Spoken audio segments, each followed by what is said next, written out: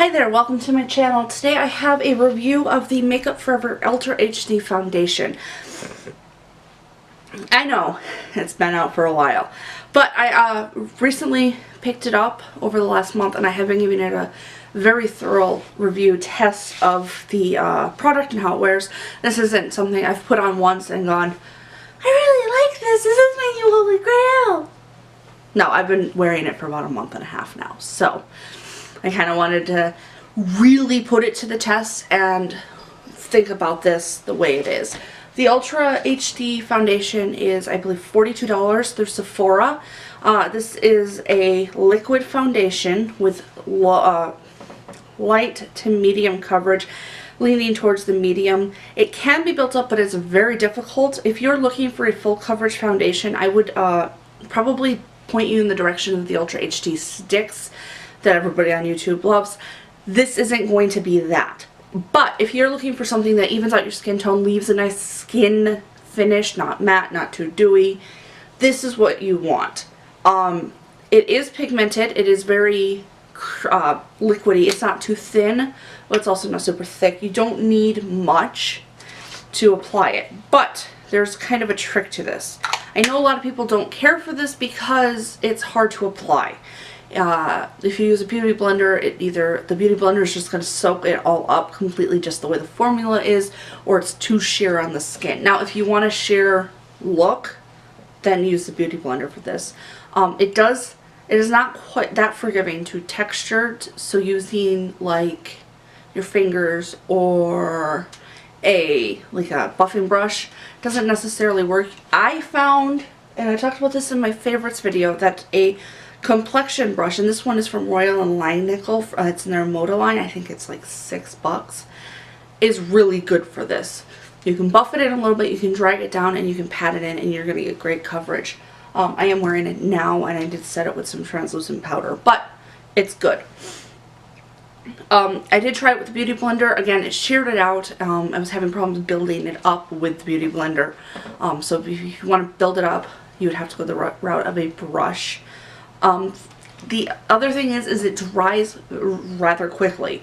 So I would, if you're going to get this, I would squirt it, I would pump some out, apply it to part of your face, blend it in that area, and move in sections, because that's going to be the best way to get some coverage. It doesn't dry like on contact, but it does dry faster than other liquid foundations, which I'm kind of okay with, but what have you. As far as moisturizing or drying the skin out, it doesn't really moisturize, but it also doesn't really dry out the skin. If you have obvious dry patches on your skin where you can see the skin flaking off before you put the foundation on, it's going to cling. But if you've got just dry skin and you've exfoliated and you're just dealing with it, wearing a moisturizer underneath or hydrating primer makes this wear just very fine. I have found that it works very well with Benefits Professional and it glides on easier. When I use moisturizer underneath, it does tend to take a little more effort. I wear the shade R210, which is pink alabaster on the Sephora website. It's not super orange, but it's also not super pink. It is a good match for me, like almost perfect. So I really do enjoy this.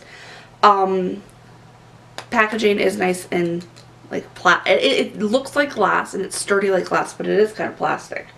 The cap snaps on and off. It does have a little lip to catch the cap. The foundation isn't a pump. I really do like it. The pump doesn't get clogged up, and yeah, there you go. So those are my thoughts on this. Do I think you should go run out and get it? Depends. For me, I'm very happy with this purchase, and it is kind of getting up to that holy grail status of a foundation for me. It is complicated to work with. You have to be willing to put the Beauty Blender down, step back, and maybe use a brush. If you're not comfortable with using a brush for your foundation, you're not going to want to use this. I'm sure you can make it work with a Beauty Blender if you have flawless skin, but if you have problems like acne, eczema, redness, rosacea, the Beauty Blender application is just not going to cut it if you're trying to cover something. You will need a brush. And you will need to use concealer with it. As far as how it wears all day. It's absolutely wonderful. I went swimming with this on, and I got out, and the only area where it looked like my foundation and my whole face had come undone was right here on my chin, and I have issues with things sticking to it because I had an eczema flare up there. So as far as the rest of my skin, if you've got good skin and you don't have areas where nothing's sticking, then you could go swimming in this if you set it with some setting spray and powder, and you're good to go. All I had to do was touch up. As for using this to touch up, if you do need to touch up, you can. It's really easy. You don't, because it's so thin, you don't get cake face, which is wonderful. But yeah, I wore this while swimming, and I recommend it to anybody. So there you have that. I don't really have much more to say. This is really, I'm not going to tell you go get it if you don't want to, because it is a very expensive foundation.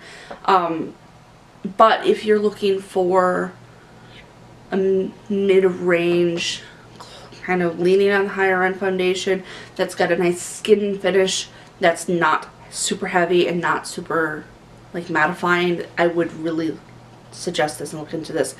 If you can, get a sample from Sephora and see if you like it before you buy it. I didn't. I bought this blindly, but if you can do that, do that. So there are my thoughts on the Ultra HD foundation from Makeup Forever.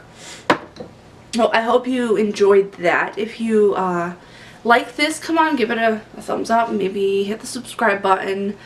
Or you could go check out my social media and give me a follow on Twitter, Facebook, Instagram, where I kind of update things on a semi-regular basis. I'm trying to get back into that. But yeah, there you have that. I thank you for watching, and I hope you have a most wonderful day.